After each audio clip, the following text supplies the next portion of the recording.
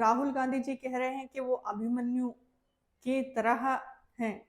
यानी मैं in politics की बातों में नहीं पढ़ती और पढ़ना भी नहीं चाहती।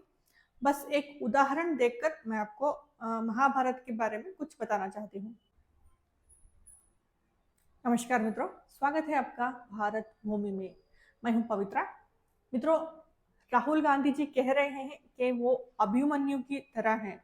यानी अभिमन्यु चक्रव्यूह में घुसे थे और अकेले ही चक्रव्यूह में बहुत सारे ऐसे बड़े बड़े योद्धाओं का उन्होंने वध किया था। उदाहरण के तौर पर दुर्योधन के पुत्र लक्ष्मण को उन्होंने मारा था और बड़े बड़े योद्धाओं को उन्होंने ऐसी पलटवार दी थी। उदाहरण के तौर पर बता दूं तो भीष्म पितामह से भी उन्होंने युद्ध करने की कोशिश करी थी। और कर्ण हुए, दुर्योधन, शकुनी, जयद्रथ। जयद्रथ पता है आपको? जयद्रथ कौन है? जयद्रथ है दुर्योधन। जयद्रथ जो है दुर्योधन की बहन दुशीला, दुशीला का पति जयद्रथ।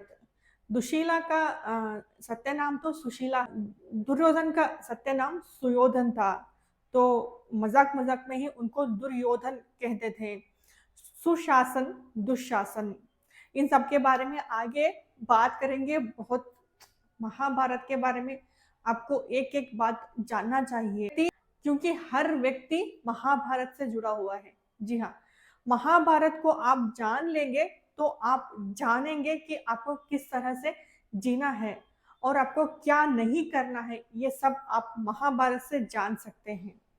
क्या करना है और कैसे रहना है ये आप रामायण से जान सकते हैं। आगे जाते जाते हम बात करेंगे महाभारत के बारे में और भी बातें, परंतु अभिमन्यु जी के बारे में हम थोड़ी सी बातें आपको बताएंगे। आप थोड़ा सा जान लीजिएगा क्योंकि बहुत से लोगों को पता नहीं है और बहुत से लोग ज्ञानी हैं। ऐसा नहीं है कि मैं ही ज्ञानी हूँ, बहुत से लोग ज्ञानी हैं, बहुत ज्ञानी हैं, सबको पता है। और बहुत से लोगों को, आज के लोगों को बिल्कुल नहीं पता है। अभिमन्यु जी को चंद्रदेव का पुत्र कहा गया है।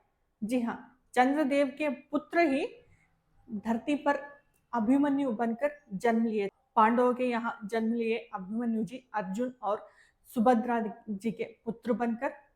और अभिमन्यु जब पांडव वनवास पर थे तब अभिमन्यु सुभद्रा जी को अपने साथ ले गए थे श्री कृष्ण जी द्वारका नगरी।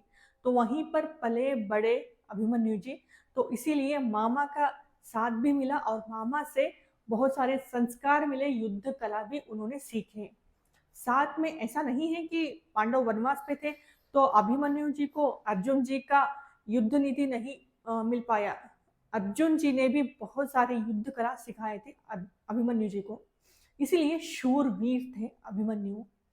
कहा जाता है जब सुभद्रा जी गर्भवती थे तो अर्जुन जी रोज एक शौर्य वीरता का कथा सुनाते थे सुभद्रा जी को, ताकि उनका जो भी संतान हो वो शूरवीर बने।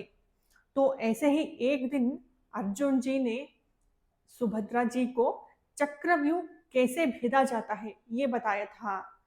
तो आपके जानकारी के लिए मैं बता दूं, चक्रव्यूह भेदना सिर्फ अर्जुन जी जानते थे क्योंकि स्वयं गुरु द्रोण ने अर्जुन जी को ये कला, ये रहस्य बताया था। उनका चक्रव्यूह कैसे तोड़ा जाता है ये स्वयं गुरु द्रोण ने अपने प्रिय शिष्य को ही बताया था। देखा जाए तो उन्होंने अपने पुत्र अश्वत्थामा को भी ये सारे रहस्य नहीं बताए थे। जी हाँ, तो जब सुभद्रा के गर्भ में थे अभिमन्यु तब अभिमन्यु जी को ये रहस्य पता चला। तो अर्जुन जी ने कहानी के रूप में तो उन्हें सुनाया, परंतु सुभद्रा जी चक्रव्यूह भेदने तक ही वो जागृत थे। जब चक्रव्यूह को तोड़कर वापस कैसे आना है ये सुनाने लगे तो सुभद्रा जी सो गई। तो इस कारण अभिमन्यु जो गर्भ में थे वो नहीं सुन पाए, नहीं जान पाए ये सब, क्योंकि माँ के कान से ही अंदर पुत्र तक जाता है, संतान तक जाता है ये सारी बातें। तो ये सारी बातें सत्य है। इसीलिए जो गर्भवती नारियां होती है ना, उनको अच्छे अच्छे बातें सोचना चाहिए, अच्छी अच्छी कहानियां सुननी चाहिए, ऐसे कहा जाता है। तो अभिमन्यु बचपन से ही शूरवीर थे। तो जब पांडव वनवास से आए, वनवास समाप्त होने के बाद अज्ञातवास 1 वर्ष उन्होंने बिताया था, वो मत्स्य देश विराट नगरी, जी हाँ, मत्स्य देश के विराट नगरी में जो विराट राजा हैं उनके यहाँ अज्ञातवास बिताया था पांडवों ने। पांडव किस तरह और किस रूप में थे ये सब मैं बताती जाऊंगी, आगे बताऊंगी मित्रों। तो वहां पर विराट राजा ने इन पांडवों के बारे में जानने के बाद अपनी पुत्री को देना, तो विराट राजा ने अर्जुन जी को ही अपनी पुत्री को विवाह कर लीजिए ऐसा कहा। तो अर्जुन जी ने कहा, उत्तरा तो मेरी पुत्री के समान है, देखा जाए तो मैंने उसे नृत्य कला सिखाया है, तो वो मेरी शिष्य भी हुई, मेरी पुत्री हुई, तो मैं अपनी पुत्री के साथ कैसे विवाह कर सकता हूँ? अगर आप चाहें तो मैं अपने पुत्र अभिमन्यु के साथ अपनी उत्तरा का विवाह अवश्य करना चाहूंगा। तो ऐसे ही करके उत्तरा और अभिमन्यु जी का विवाह होता है।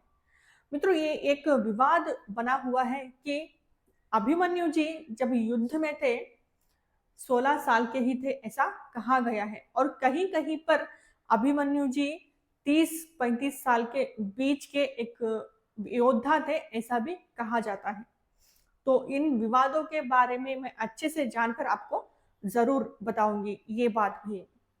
तो अभिमन्यु जी कुल 6 लोगों को, 6 महायोद्धा, जी हाँ, ऐसे वैसे योद्धा नहीं, 6 महान योद्धा से लड़ते लड़ते उन्होंने वीर गति को प्राप्त किया था।